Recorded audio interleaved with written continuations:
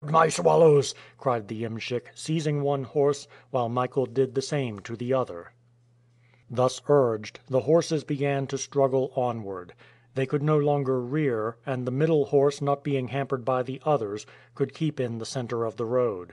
It was with the greatest difficulty that either man or beasts could stand against the wind, and for every 3 steps they took in advance they lost 1, and even 2, by being forced backwards. They slipped, they fell, they got up again. The vehicle ran a great risk of being smashed. If the hood had not been securely fastened, it would have been blown away long before. Michael Strogoff and the iemschik took more than 2 hours in getting up this bit of road, only half a verst in length, so directly exposed was it to the lashing of the storm. The danger was not only from the wind which battered against the travelers, but from the avalanche of stones and broken trunks which were hurtling through the air. Suddenly, during a flash of lightning, one of these masses was seen crashing and rolling down the mountain towards the tarantass. The iemschik uttered a cry. Michael Strogoff in vain brought his whip down on the team, they refused to move. A few feet farther on, and the mass would pass behind them. Michael saw the tarantass struck, his companion crushed. He saw there was no time to drag her from the vehicle. Then, possessed in this hour of peril with superhuman strength, he threw himself behind it, and planting his feet on the ground, by main force placed it out of danger. The enormous mass, as it passed, grazed his chest, taking away his breath as though it had been a cannon ball, then crushing to powder the flints on the road, it bounded into the abyss below. "Oh, brother!" cried Nadia, who had seen it all by the light of the flashes. "Nadia," replied Michael, "fear nothing." "It is not on my own account that I fear." "God is with us, sister."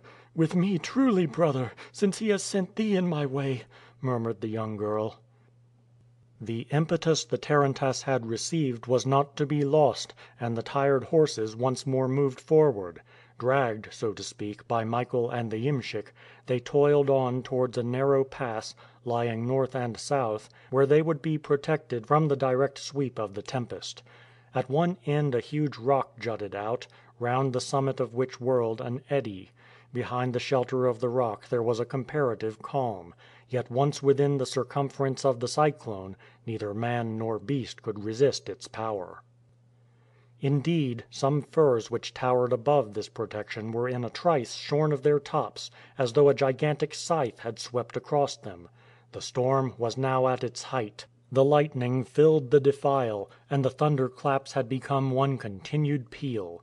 The ground, struck by the concussion, trembled as though the whole Ural chain was shaken to its foundations.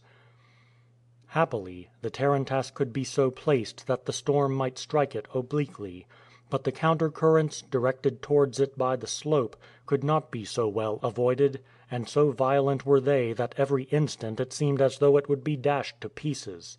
Nadia was obliged to leave her seat, and Michael, by the light of one of the lanterns, discovered an excavation bearing the marks of a miner's pick, where the young girl could rest in safety until they could once more start. Just then, it was 1 o'clock in the morning, the rain began to fall in torrents, and this in addition to the wind and lightning, made the storm truly frightful. To continue the journey at present was utterly impossible. Besides, having reached this pass, they had only to descend the slopes of the Ural Mountains, and to descend now, with the road torn up by 1,000 mountain torrents, in these eddies of wind and rain, was utter madness. "To wait is indeed serious," said Michael, "but it must certainly be done, to avoid still longer detentions. The very violence of the storm makes me hope that it will not last long.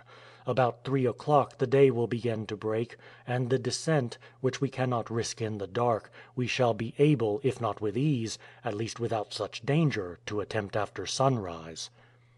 "Let us wait, brother," replied Nadia; "but if you delay, let it not be to spare me fatigue or danger."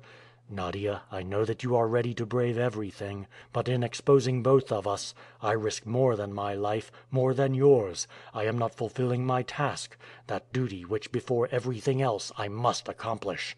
"A duty!" murmured Nadia. Just then a bright flash lit up the sky, a loud clap followed.